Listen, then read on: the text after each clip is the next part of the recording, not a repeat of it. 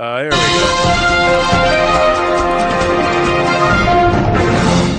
So breaking, Triple H reveals the brand new WWE ID Championship belts. To add some context, these belts will be won by a man, of course, a woman, and then, of course, they'll add a tag one, and it's inevitable. And they will be carried by not random, obviously, who they select. And there will be WWE ID-focused matches on indies, like for these titles.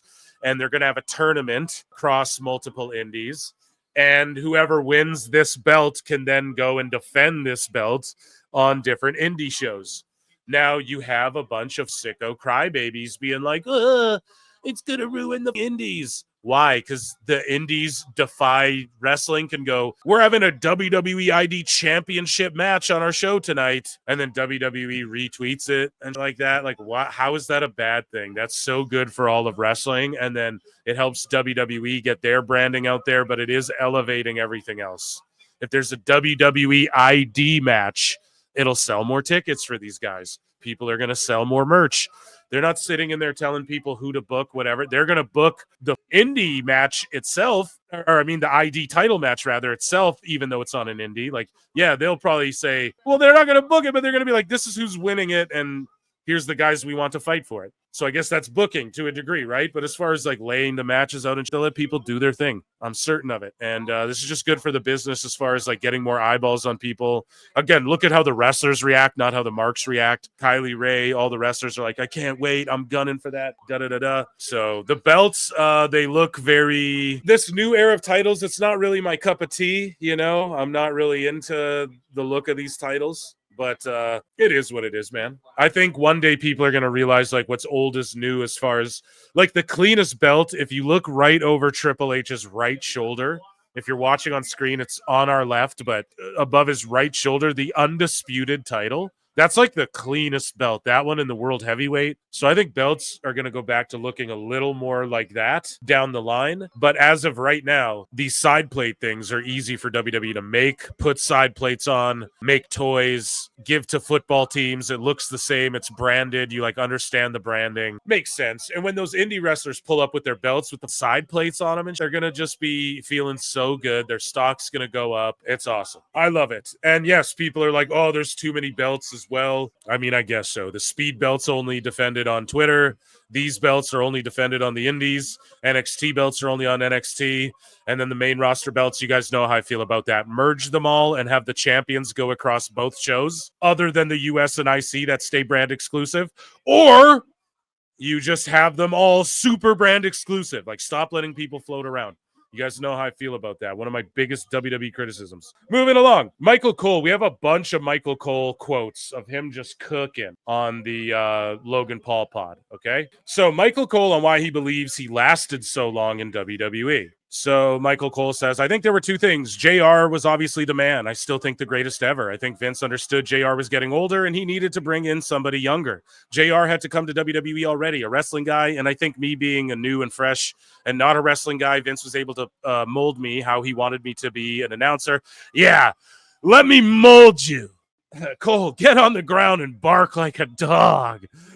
Prove to me you want it. No.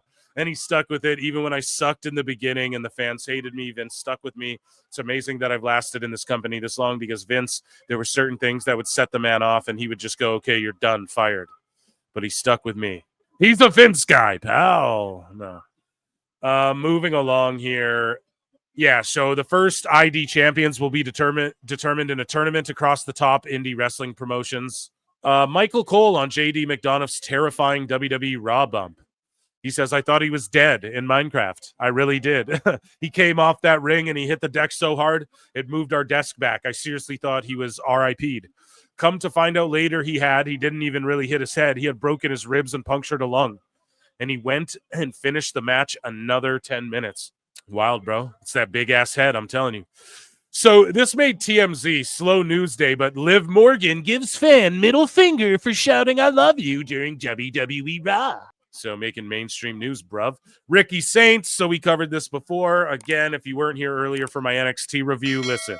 Ricky Saints, he owns the Ricky Starks name, right? I think he also owns the saying, the revolution is televised. Ricky Saints, he's from New Orleans.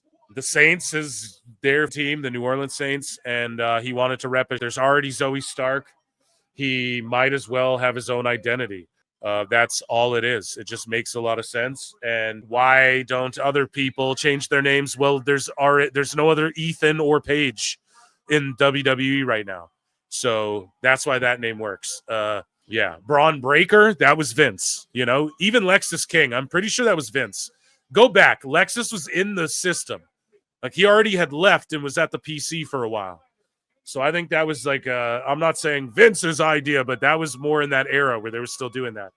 As far as Ricky Starks, I think just, yeah, there's a Zoe Stark, and you're in WWE. You want to wash a bit of the stink off, and he's repping his hometown. Yeah, I mean, maybe they did say, we want you to change your name just because, like, you're bigger than what you were doing there. Type. Ethan Page didn't really do. He was a glorified jobber. Let's be honest.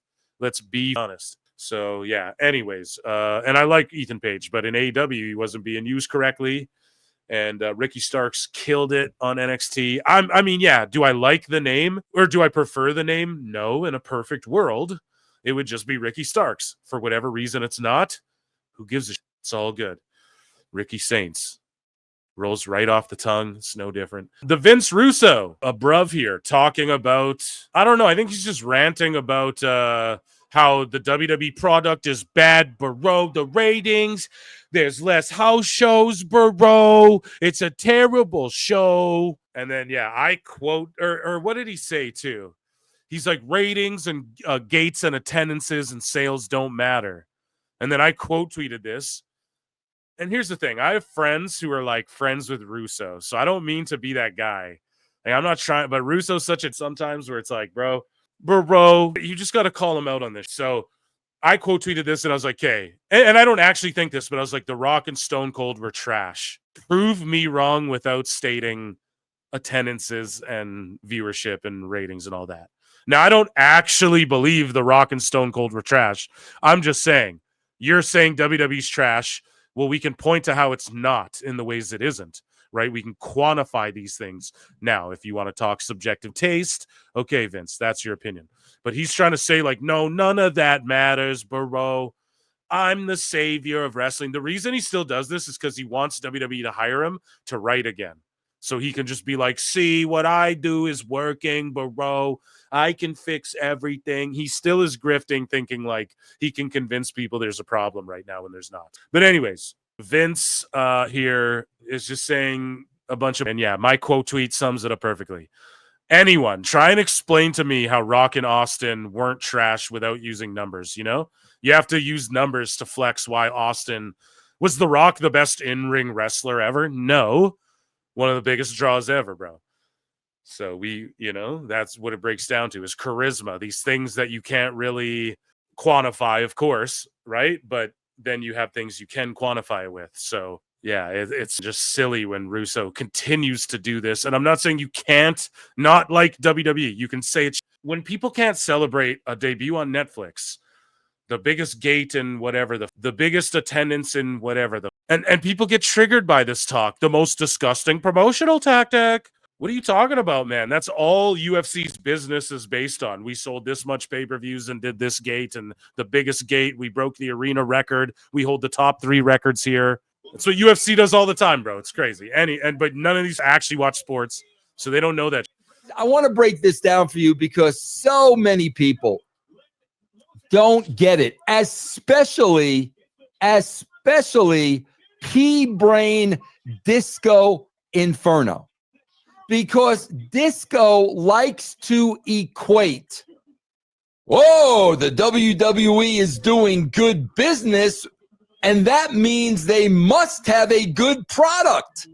How could they be doing good business if they don't have a good product? That's real simple, bro. It is just like a 500 team selling out their stadium for every game. Same. They don't do that. Okay, Vince, this is what I mean. These guys, first off, if your team goes 2-12, let's say, the attendance falls off, bro. Everyone knows that. If it's hockey and it's playoff season and you're clearly out, the attendances start going down. Teams even get accused of phoning it in because they don't want to get hurt. The attendances are down. They want better draft picks. Vince doesn't know that. Oh, when they sell out when you're a 500 team. Oh, so you mean you're a 500 team and it's the last, like, let's say 5 games of the season and you can like win 3 and lose 2 and make it in, or win 2 and lose 3 and just barely make it out of the playoffs, and those nail-biting games sell out, Russo, because you don't watch sports? It's what Cornette says. Man, he's a guy in a locker room whistling Dixie or whatever, or Stranger in Paradise, pardon me. He's never like done this. Oh, you mean the nail-biting? It's between like 400 or 500 teams that could all, who knows which 2 could get in the playoffs, and they sell out almost the last games of the season because those are super exciting games and people are trying to make wild card. And this guy does, or like whatever sport, I don't know what sport you want to bring it to. I made like 4 different sport analogies, but you guys get the point. What the dude? WWE is a television product that tours around and does a live show like the circus. Acrobats better be good in the circus, and the television, the drama better be good for the TV show. Vince Russo. That's what it is, bro. Okay? It has to be good. It's like McDonald's. Is it Wagyu beef? We're going to talk about Dave later. Is McDonald's Wagyu beef? No. Everybody likes a double cheeseburger. Everybody likes Nuggies, bro. There's something on there. People once a day, once a week, once a month will go spend their money in the billions. And is it because people are dumb, low IQ morons who, or is it just because people want to slam a good cheeseburger and they produce a good cheeseburger compared to all that's affordable and available to everyone compared to all the other cheeseburger places? Some people, Burger King's better. Okay, but some people don't like flame broiled, bitch. McDonald's figured it out to where there's just hits. Everyone will get drunk and eat a McDouble. Everybody will eat some Dons. Everybody, bodybuilders, fat people, skinny chicks eat this and throw it up. Everybody likes McDonald's. Something from off, right? You know what I mean? That's what WWE is. There's truly something for everybody. Okay? AEW, they like to go, there's something for everybody on this card. They used to say that. Not so much. There's something for the sickos on there, right? There's something for everybody in WWE, and that's the whole point of it. So, yes, they have a good product. Why? Because the consumers are consuming it more than they were before, attendance-wise, ratings-wise. For the big events, the PLEs, right? Raw's on every week. Okay, the ratings aren't 10 million like they were back in the day. However, they're still better in the U.S. than they were on USA. They're still better around the world than they were. WWE's more accessible. The old's more accessible. People consume it, okay? There's a little something for everybody. The houses are selling out. They give you a reason to want to go to every live show, to be there live. They don't need to do as many house shows. They're paying people more of a base salary. You can't do that unless business isn't good. Bro, he's about to make the same Dave Meltzer type. Is it Wagyu beef, bro? Is it kosher? Thing, bro. If you've got a baseball team that's 50-50, bro, that would be what? 81 and 81. And they're selling out every game, and it has been done. As a matter of fact, it's been done recently. Oh, I already explained that. Yeah, you're dumb. That's dude. because people enjoy going to games. That's because of marketing. That's because... Okay, but why do people not like going to AEW as much then, right? Or why do people not like going to their local indie as much as if WWE's in town? Why doesn't every city's college whatever team, he's talking right out of his ass. That's called marketing, bro. So you're using the Tony Khan excuse. Well, they just have more marketing dollars. Are you kidding me? Holy because of advertising. That's because of PR. And bro, let's not forget. PR. You mean every wrestling outlet saying WWE's evil and sucks and AEW's the goated best ever, and you don't even like wrestling if you don't like AEW and if you like WWE at all. You mean that type of PR? Like, what are you talking about, Vince? You're out of the bubble. You're old, bro. They cut way back on house shows. Why? Because they can afford to do it, bro, because they don't need to do as many, bro, because the littler markets, bro, they can just go to a big market, bro, and they'll sell out just as much, bro, because it's so good and hot right now, bro, that the house show people will travel right now. And we don't have to hit those markets because social media helps us make stars, bro, and the indies are already running, so we can build stars, bro, because of social media, and now we can hit places in those markets where we used to have to show our faces before, bro. Is that why, Vince? You're 8,000 years old and haven't been relevant. Someone said in chat since 96, so I'm stealing that line. You know what I mean? Jesus Christ. Guys, back in my day. Get a Twitter. Does this guy got a Twitter? Get a Twitter, bro. What are you talking about? WWE used to go to the same city, the same arena once a month. They do that, bro, every episode of Speed, bro. They're constantly in our faces with social media, bro. It's called having a digital fingerprint, bro, and making sure it spreads everywhere. We used to have to show our faces in these places when business was down and I was brought in as, actually it went up. Here's the thing, though, too. It was different back then, man. So you have to accept that, right? All you were like, it's not the territory days, bro. He's stuck in like 90s shock jock land, you know? Bro, once a month. So you knew they were coming to your town once a month. So there was no sense of urgency. If you missed them in January, you can go in February. Oh, Vince, so now there's a sense of urgency, bro, and you want to go when they go to a big city, like you just explained it. Now now there's a sense of urgency. The tickets cost so much, they don't have to run the house shows, and people are going way out of their way to go see these shows. And more of them are than have been in the last 20 years or whatever. Does he not see this? Bro, it's not that way anymore, man. They cut house shows way down. So if you're living in middle America, you may only get a chance to go see the WWE once, twice, maybe 3 times a year.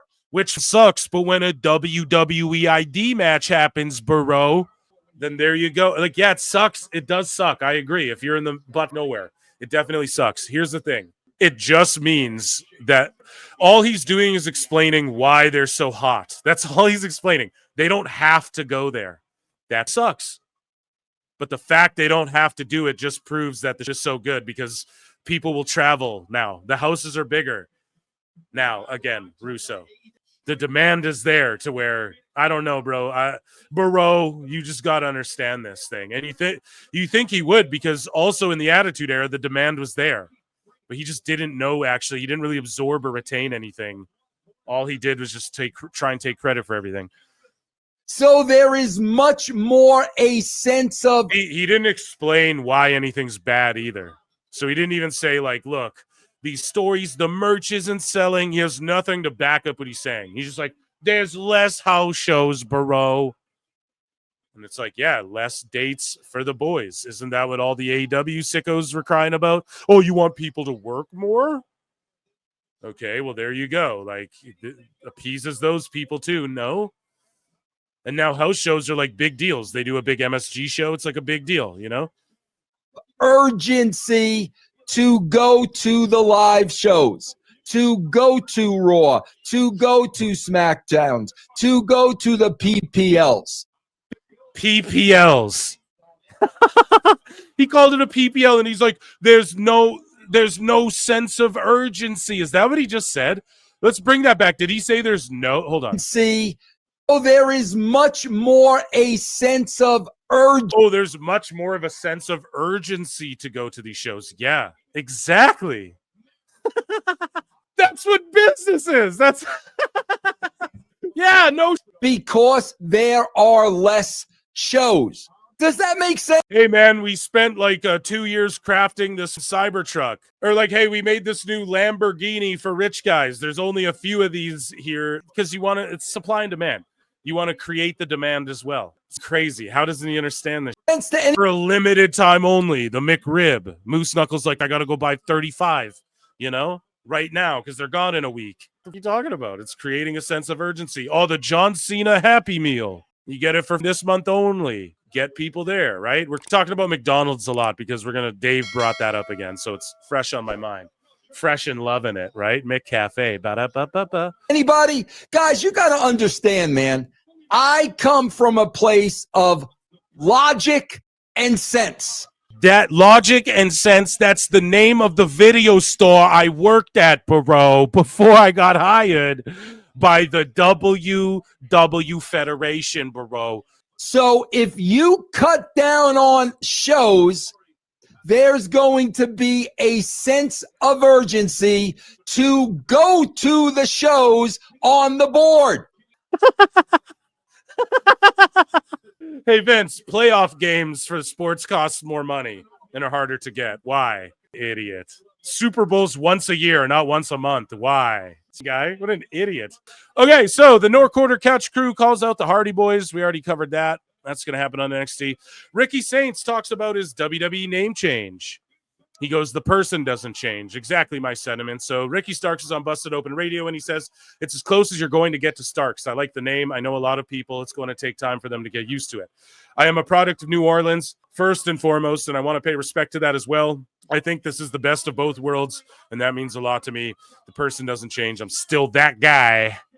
So it is what it is. We have Ludwig Kaiser. He talks about how he got his first date with Tiffany Stratton.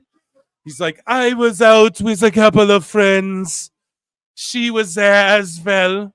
And it was her birthday weekend. We played rock, paper, and scissors over there. I lost on purpose. 9! So that I can ask her for a date. It's how you do it. I'm so sorry. Give her the win and then win in the end.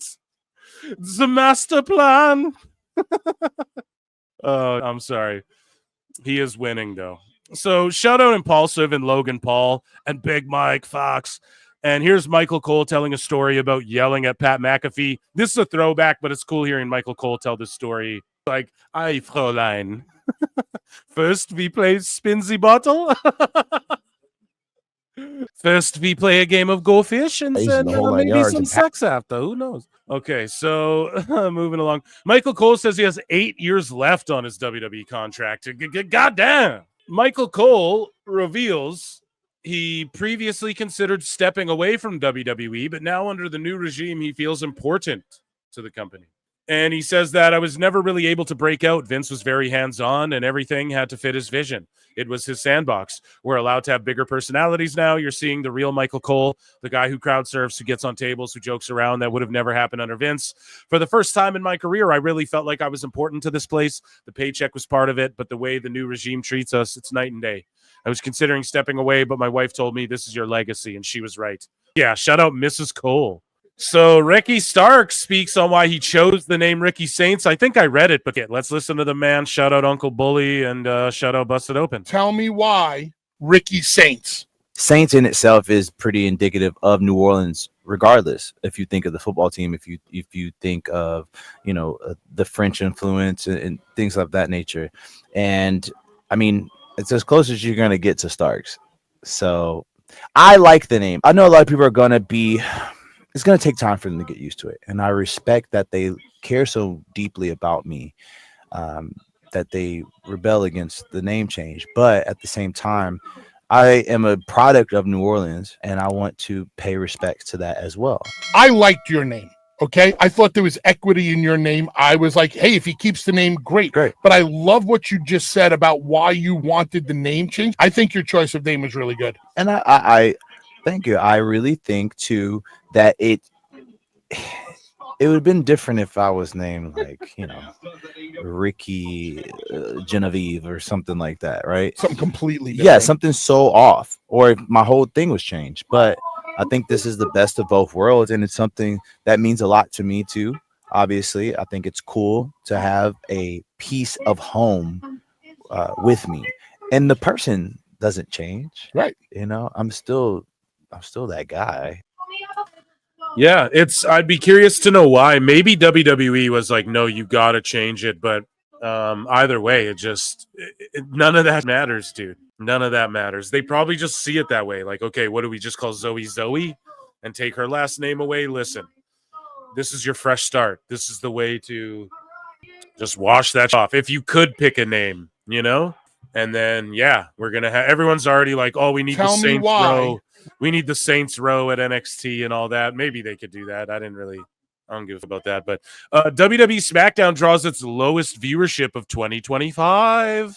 Raw has now lost 53% of its global Netflix viewership since debuting on 6 January after 300,000 drop, while SmackDown also dipped to a 2025 low. And of course, what culture? And everyone's just jumping on this. Oh, look. Oh. But meanwhile, AEW, it's never the same energy. Yeah, I broke this down earlier in the show, and Disco sort of pointed this out, right? They're over what they were in the US alone on Netflix. They're doing more than they were doing on USA before. Okay. So that's already a W because it's more. Even if it's 100,000, 200,000, I broke this down.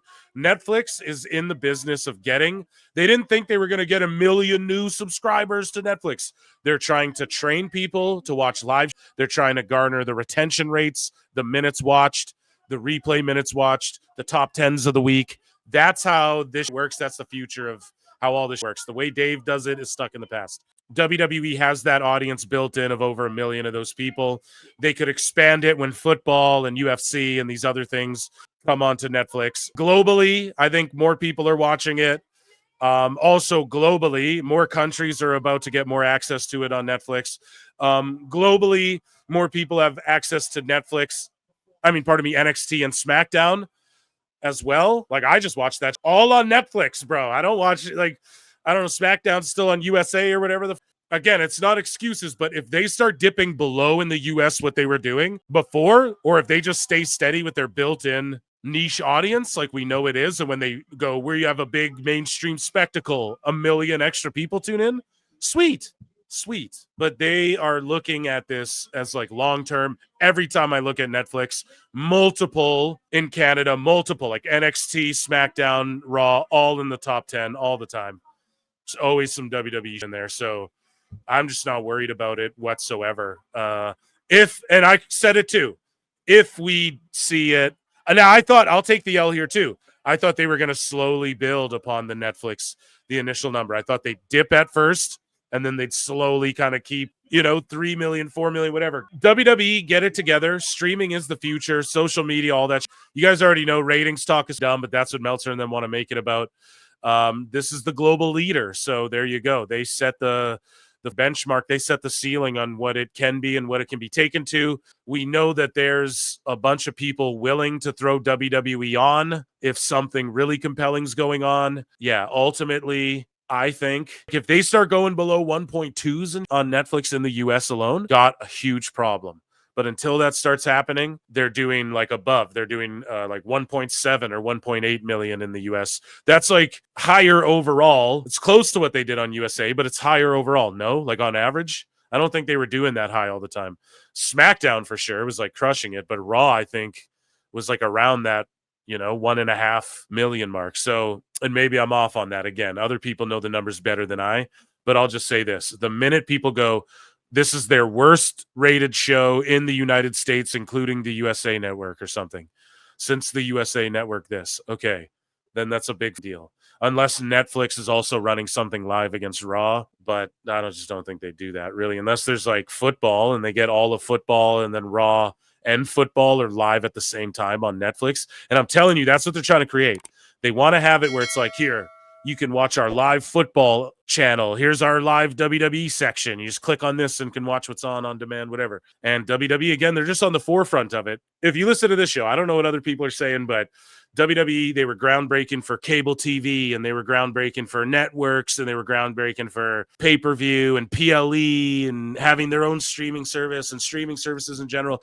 They're the first step for this as well, right? And I called it. I was like, Netflix is going to do WWE, and then you're going to see them they're going to be like, hey, football or UFC's deals coming up. So I've been talking about that since day one, and that's what it is. This is like a test. Like, okay, can your numbers that you're doing on TV, can we get those over on our and then expand upon that? Oh, we can? Okay, then we'll give you a bunch of money. Come to Netflix. That's what the experiment was. They're going to do the same with football. Oh, 12 million people. Well, I mean, with WWE, we were able to take their whole fan base. Our market research shows everyone already has Netflix. Now, I will criticize Netflix for this. Gouging people with prices right now, man. They're going hard in the paint. I think we just got some notice. It went up again. Man, they are...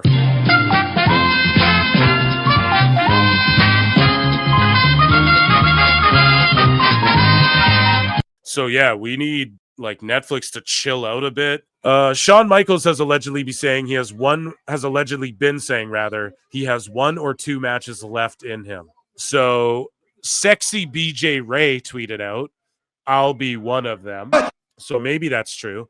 But I think you got to do AJ Styles versus HBK, and you put AJ over. That's the one we all want. Now, I brought it up before that on a table for three, and I'd love if someone could find the clip, but there was a table for three that AJ Styles was on with Shawn Michaels and I think Undertaker or someone. They talk about it. You know, if Michaels has one, and this is like a decade ago, and they're like, if Michaels has one more match, you know, the dream match is Styles versus HBK, and AJ's pretty much like, yeah, I'd be open to it kind of thing. And then Michaels is like, well, I mean, you know, I just because it's like, I mean, who would go over? And he looks dead in AJ's eyes and says, who would go over? That's what Shawn Michaels says. And AJ, the look on his face, he's like, right. But the look on his face is like, are you kidding me? And then they just move on from there quickly. And no one was unprofessional about it, right? But it's like, obviously, you put AJ over, dude. But Shawn Michaels still has that in him a little bit. Well, who goes over? I could still go over. I'm HBK. That's why I think he's more petty towards AEW than even Triple H is, you know? Anyways, though, I'm getting off in the weeds. HBK, if he has one more, I'm down. Just put over AJ Styles, dude. And do it like night one on a Mania as an opener. Or do it like your Ric Flair retirement match, you know? But it'll probably be against like an AJ Styles. Or if not that, then like an NXT kid that they're trying to build up, you know? The Rock praising Seth Rollins was not on my bingo card for 2025. So The Rock's like, yes, love this dude. Hit him with the sick. I don't even know what that means, but yeah, there you go. The Rock putting over Rollins. So Michael Cole claims Vince McMahon never let him fully be himself. And Ringside News asks, do you think WWE is better off with the new leadership? We all, of course, think yes. I also put a poll in the chat asking what's the worst name change in recent memory. I will now end that poll. And I believe like 90% of you think Cope is a worse name change than Ricky Saints, which I would have to agree. Cope's not even too terribly bad, though. I don't know. A lot of people might hate on me for saying that, but I don't think it's that bad. Moose shows up in NXT. We'll talk about that more because we got some sicko wars going on. Michael Cole is no longer in charge of the WWE announcers, right? So Vic Joseph, the last legend. No, but hopefully Vic and Cole are like training people, dude. Karrion Kross responds, this is an extension of the Matt Serra podcast that we took a look at earlier today in this live stream. Karrion Kross responds to those that say he's underutilized in WWE. See what he has to say on Matt Serra podcast. I don't give up. Yeah. That's not my thing. Yeah. So I'm going to stick it out, and every single opportunity that I get, I'm going to show them I could be that guy because I can be. Yeah. And a lot of the audience knows that.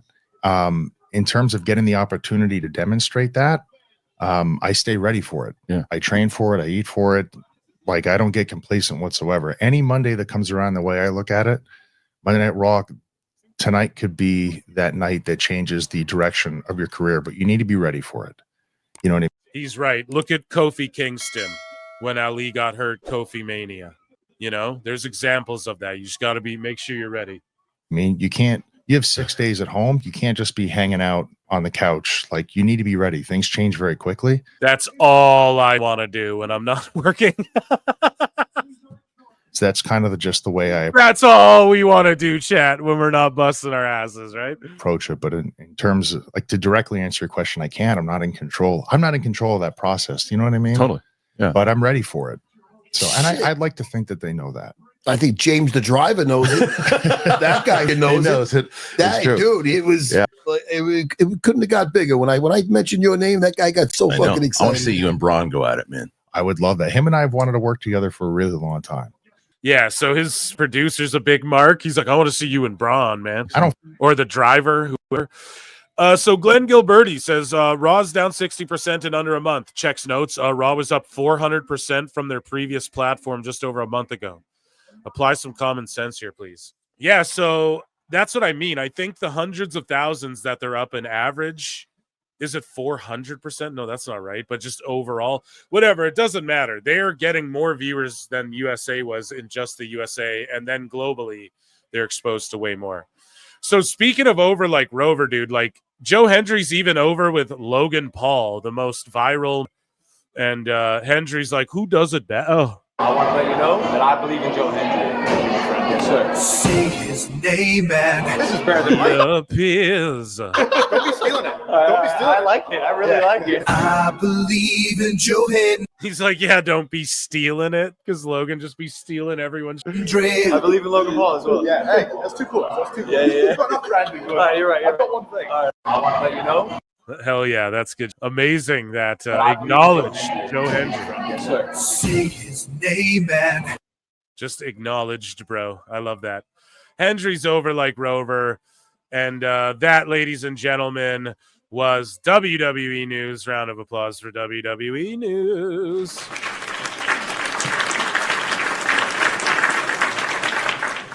Okay, Mercedes Monet break. Sometimes in life, you got to be a hoe.